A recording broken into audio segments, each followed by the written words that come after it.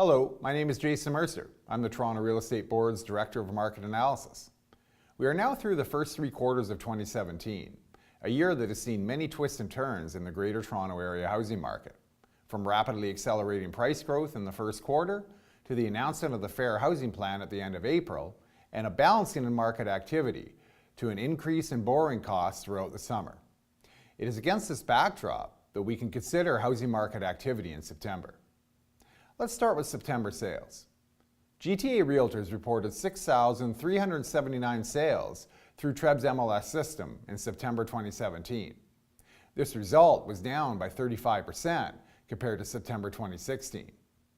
The year-over-year dip in sales was greatest for detached houses, both in the City of Toronto and the surrounding GTA regions.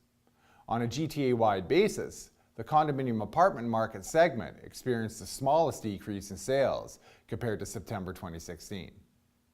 While the number of residential transactions was down relative to last year, the number of new listings entered into TREB's MLS system amounted to 16,469 in September, and this result was up by 9.4% year over year. The improvement in listings in September compared to a year earlier suggests that homeowners are anticipating an uptick in sales activity as we move through the fall. Consumer polling undertaken for TREB in the spring suggested that buying intentions over the next year remain strong. As we move through the fourth quarter, we could see some buyers moving off the sidelines, taking advantage of a better supplied marketplace. Now, we've talked about sales and listings, but it's the relationship between the two that underlies the price trend in the GTA. There's no doubt that sales have represented a smaller share of listings compared to what we were experiencing this time last year, and this has certainly affected the pace of price growth. With more balanced market conditions, the pace of year-over-year price growth was more moderate in September compared to a year ago. The average selling price in September 2017 was $775,546, up 2.6% compared to September 2016.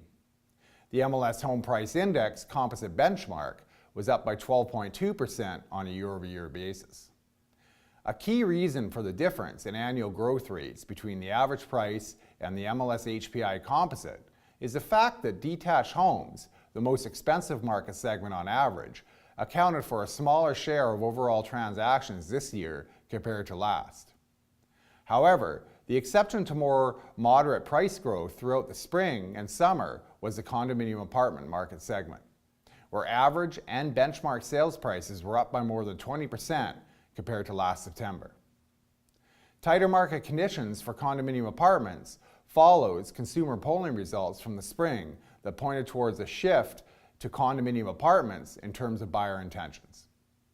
Looking forward, it is certainly plausible that we could see an uptick in sales in October as some of the psychological impact of the Fair Housing Plan starts to wear off.